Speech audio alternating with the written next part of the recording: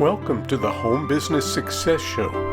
Join us as we speak to home business entrepreneurs for tips, tricks, do's, and even don'ts for running a successful home business.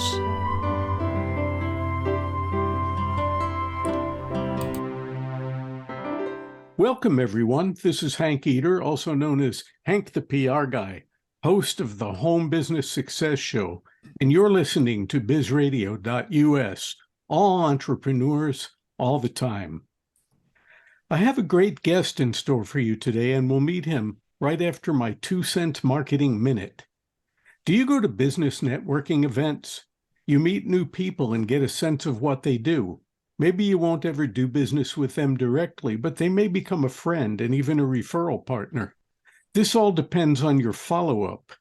If you just collect their business cards and wait a month or two before you get in touch, you've likely lost the opportunity. Networking begins at the meeting. The real communication takes place when you meet them for coffee or lunch, and you each share and listen and learn.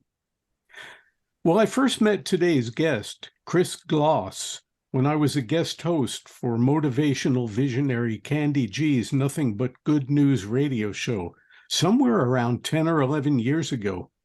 We had an instant bond since we're both former Bronx boys, and I found his enthusiasm and his message exciting and inspiring. Chris is an author, speaker, certified leadership, and tension management professional. He's known as the Possibilitarian, and he believes in helping others develop a personal leadership strategy to release their untapped potential so that they can live the life they desire and thrive, rather than just survive. Welcome to the show, Chris.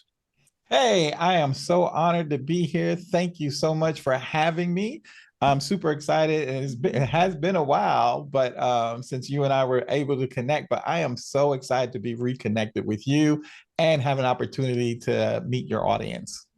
Well, I'm equally as excited to speak here with you today. And even though it's been as long as it's been, in some ways it seems to me like it's just, yesterday.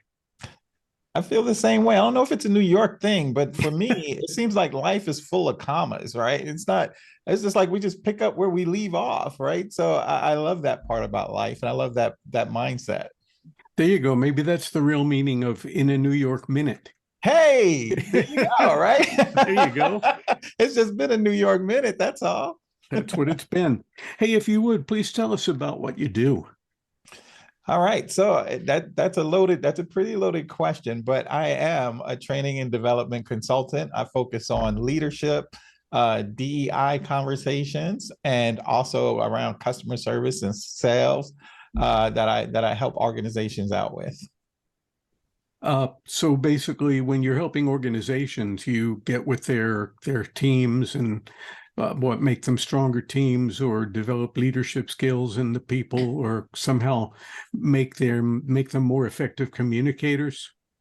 Absolutely. I do a lot of work focusing around leadership principles and the qualities of leaders, of what makes a good leader. I have this foundational idea or premise that I stand on, which is everybody is born a leader. Now, whether people begin to operate out of that leadership is another question, right? Making sure that they have the tools and resources to help that leader on the inside of them awaken and start leading from that position.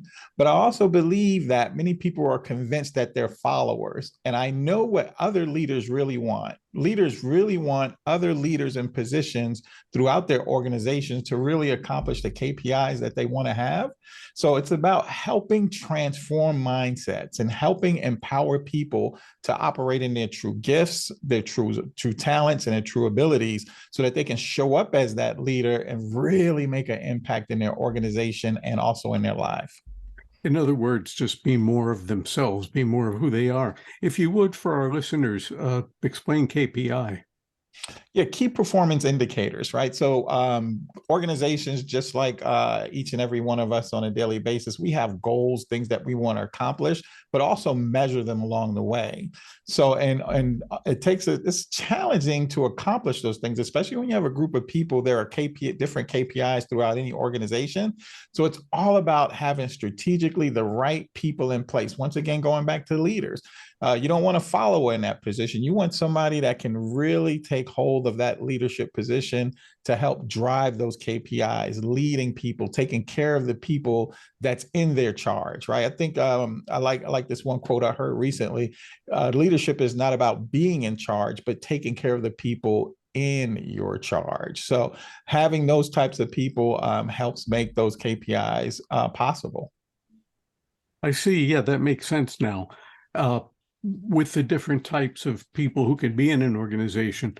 A couple of days ago, you and I had a talk, and we talked a little bit about the difference between a leader and a manager. And the managers, feel somehow that they have to lord things over their people and keep people in their little boxes and, keep everything very controlled. Whereas a leader will surround himself or herself with really competent people in key positions and lead by example, and then give those people room to do what it is that they do best. Right. It's very interesting thing about leaders, right? Some people have an idea that leaders are just interested in having followers, or if you don't have followers, you can't be a leader, which is not true because that self-leadership is who we are, when the lights are on or when the lights are off. So it connects to an old quote that talks about don't be a public success and a private failure. And the only way that can happen is if you're not operating out of those true leadership foundational principles. So when you're looking at that leaders attract followers. See, that's a key difference. Just like you, Hank, you out here operating your gifts, talents, skills, and abilities, and you're developing an audience. You don't have to go chase your audience. Your audience are connecting to you. You're becoming more attractive. So the more we rise and improve in our leadership ability, it just makes us more attractive, right? So you be one of the most beautiful people in the world, all because of your leadership skills. You don't need plastic surgery. You just need to increase in leadership skills. And then we can be the top guy out there. Right. So you're saying I can shine and be beautiful even with my beard turning gray and Right. all of that kind of stuff. The both of us have this little salt and pepper thing that keeps coming in. I don't know where it's coming from, but it keeps on trying to come in. Yeah. We could be that top person on a magazine cover because of our leadership skill. There you go. It would be an honor to be on a magazine cover with you, actually. That would Hey, be an awesome thing. it's not over. We still have time. Two Yes, we kids do. from the Bronx making it happen out here in this world, living from our natural gifts and abilities. It's beautiful. It really is. Well, Chris, your focus, one of your foci, as they say, is to show people how to thrive rather than just survive. How do you go about doing that? Well, one of the big ways that I go about doing that, I love talking about two things: curiosity and awareness. Once again, curiosity and awareness. So in order to be able to thrive, I like to call it having an AIQ, a high awareness intelligence, right? Being firmly aware of where you are at all times. And this in understanding the situations that you're experiencing, but at the same time, having a high curiosity factor. See, the more curious you are, this is giving you space to grow. This is giving you space to elevate in your business, in your leadership, in your relationships, because the more curious you are and the more aware you are, it's placing you in a position where you can thrive and not just survive. It's not just life's not about making it just day to day. How do you make it consistently for the long term, maintaining your psychological, mental health and wellness and well-being, and being able to make the things happen that you truly desire to make happen? It's about having a high awareness and curiosity. Your AIQ factor has to be high. So by working on that daily, you'll be able to achieve those results and goals and things you want to see. Well, if your AIQ, your awareness, and your curiosity, as you raise that, there should be an ability to recognize the possibilities, as you call yourself, the possibilitarian. I suppose when you work on your AIQ, and that, I'm not saying you personally, I mean for all of us, as we work on our AIQ, we increase our ability to see possibilities around us, because if we don't see the possibilities, there's no possibility of acting on them. Absolutely. And action and taking that action is a key part. I love something Dr. Norman Vincent Peale said. He said, become a possibilitarian, that no matter how dark things are or appear to be, raise your sights to see the possibilities and always see them, for they are always there. So, no matter what roadblocks that we encounter in life, no matter what comes to stop us, to slow us down, impede our progress, having that high awareness and curiosity will be a superpower to help you navigate through it, around it, under it, but you won't be stopped. It's about focusing on those possibilities, but then taking action, right? So here's an old thing that I heard one time, and I want to present it to your audience and just kind of let this question hang out there. So there are 3 birds on a wire. Everybody just imagine 3 birds sitting on a wire. 2 decided to fly off. How many birds are on the wire? Now think about that for a moment. All right, let me give you the answer. The answer is 3. Just because 2 decided to fly off, they never took action. So it's all about, having a high awareness and having a high curiosity but you still have to take action, right? You still have to do the work, right? It's not enough to stay in vision mode, because leaders tend to stay in visionary mode. It's not enough to stay in visionary mode. You got to be able to do the work to execute on those plans and ideas that you have. That's certainly, it answers a question I thought I was going to ask you, but I'm not going to. The idea that a lot of people visualize a lot of things, and you're familiar with vision boards, and people do vision boards, and they do all kinds of mental exercises to connect them to what they want. But unless they actually take some steps to get those things, it's not like it's going to come dropping out of the sky just because they put it on a vision board. And that's where it separates itself from like loose new age thinking to actually leadership skills. Have the vision, get the vision cemented in your mind, and put it on your vision board if you'd like to, but then go out and do what's necessary to get there. Otherwise, they say you're just a dreamer. I mean, being a dreamer is awesome, actually, but if you're just a dreamer, if all you're doing is dreaming, it's like, wake up and do something now. Absolutely. And, and it could be scary. It could be challenging.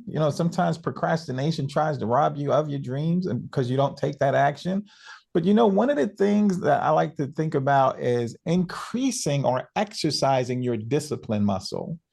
There's something about discipline that we must grab a hold of. And I'd like to look at discipline as a muscle, right? So it's like you're working this thing out. But the more you increase in discipline, the better you're going to fare off in the process. Now, here's a quote that I love about discipline. Discipline will take you places motivation can't. So it's not about your feelings. Right? You might not feel like executing on dreams and goals. You might not feel like wanting to do something again. You may not feel like wanting to make that extra call, right? Get a new marketing plan, tap into them. You may not feel like it, but it's not about your feelings. It's about discipline every day to make something happen. It's doing it when you don't want to do it. It's doing it when you're tired. It's doing it when you can't see the possibilities. It's that discipline. Be willing to do the things, like Les Brown would say, be willing to do the things other people won't do so that you can have the things tomorrow that other people won't have. That's called discipline. Discipline every day to take action even when you don't feel like it. So I like to look at it as discipline over feelings. Yeah, I think that's going to separate, as the cliche goes, the wheat from the chaff. Ooh, absolutely, absolutely, champion. Absolutely. That's going to be the So, distinction. yeah, so now I'd like to ask you about this. We look at the world around us, especially the world of business, and we see that it's changing at lightning speeds. It's sometimes almost hard to keep up with what's going on. What should entrepreneurs be aware of in order to thrive in these changing times? Um, Embrace is a word that I like to that I meditate on. Embrace these changes. There's an old quote that talks about how resistance is futile. I think that's a Star Wars quote. I'm not Star sure. Trek, Star Star Trek. Trek, Star Trek. Thank you, because I don't want the Star Trek people to come after me, right? So yeah, resistance is going to be futile. So there's things emerging, like AI, for example. This is something that is it's not to fight against as much as it is to embrace it. Now, it can be scary because the emergence of AI is caused, especially now, is causing a lot of industries to have to make major shifts. There's a lot of job opportunities that are being lost because of the things that AI is able to do now. And just to think about what happens in the next 5 years, this is an incredible marketplace. But what I'm recommending to business owners, especially small business owners, is to run towards it and not to run from it. Increase your knowledge base into practical tools that you can use that can help grow your business, like Chat GP3 or Chat GP4. There's other AI tools associated with it that can help you leverage the intelligence to help you grow your business, to protect your business. But you got to run to it. There's an old saying, Hank, I'm sure you've heard of it, that you can't teach an old dog new tricks.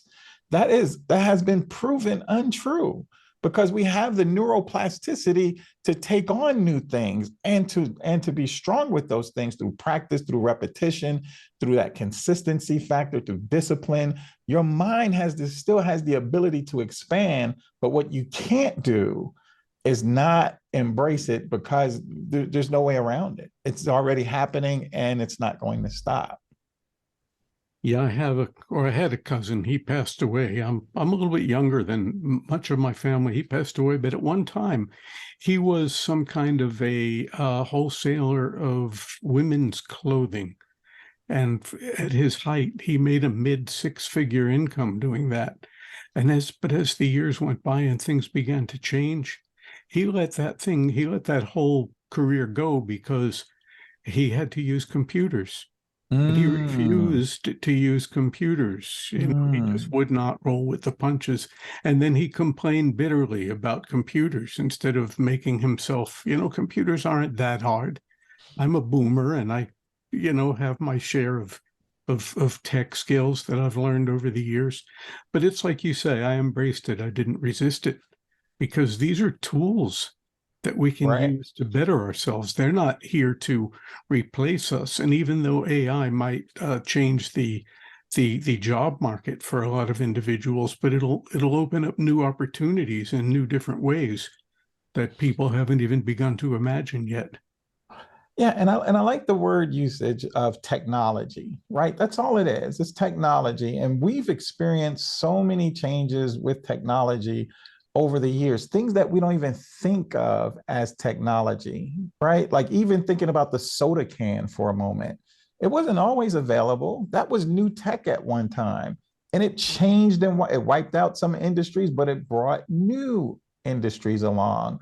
There's a lot of low tech things. Like you think about the cell phone, that was new technology. Now look at where we are. We're walking around. I was sharing with somebody when I was growing up. I don't know about you, Hank, but when I was growing up, we had the Encyclopedia Britannica in our home. So if I needed to do research, I had to go get the right encyclopedia, sit down, do research. Now I can have whatever research I want in nanoseconds right there in my hand. But what would it be like if you did not want to embrace smartphone technology, right? What would life be like, right? There are certain people that's going to have advantages because they embrace it. So what I truly recommend is just help people will embrace the technology. That's all it is, to enhance your life, enhance your business, and keep going forward. Be flexible and let that neuroplasticity kick in. You know, I'm Absolutely. having such a good time here that we're almost out of time. That's the amazing part. You have some powerful assessment tools that help people get in touch with their authentic selves and maybe their leadership skills. Could you tell our listeners how they can get access to that to learn more about themselves? Absolutely. So if you're interested in thriving and not just surviving, I have a free assessment that I want you to take. And you can get that free assessment at chrisgloss.com/Hank 2023.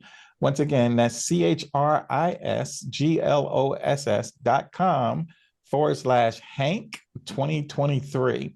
Now, this assessment is going to help you in the areas of readiness, right? So I want you to take this because I really want to help you thrive and not just survive. And there's 11 areas that we take a look at that's going to help determine your level of readiness with the emerging technology, what's happening in the scope of with organizations starting to let people go. Possible recession is always a conversation. So how could your business thrive and not just survive in 2023 and beyond? Take the assessment, and then we'll set up a conversation where we can talk and explore the results and some ideas for moving forward in the future. All right. And is that the best way to get in touch with you at chrisgloss.com? Absolutely. You can just send me an email at chris@chrisgloss.com or find me on LinkedIn as a friend to Hank. So go to both our profiles. Awesome. Uh, this is great. I've certainly enjoyed the time we've spent together, and thanks for being here. And to our listeners, tune in every Wednesday at 11 a.m. for the Home Business Success Show here on bizradio.us. Before I go, I want to tell you that there are some great resources available to home business entrepreneurs, including the Home Business Success Community, an online membership support community of like-minded home business entrepreneurs. Contact me to find out more. Just go to bizradio.us, click on shows, scroll down, find my picture wearing this hat and maybe even this shirt. I tend to like green shirts and purple shirts, but contact me for information about the Home Business Success Community. Remember, you can achieve success, freedom, and independence in your own home business. I've done it, Chris has done it, and you can too. See you next week. This is Hank Eder wishing all of you a fabulous day of home business success.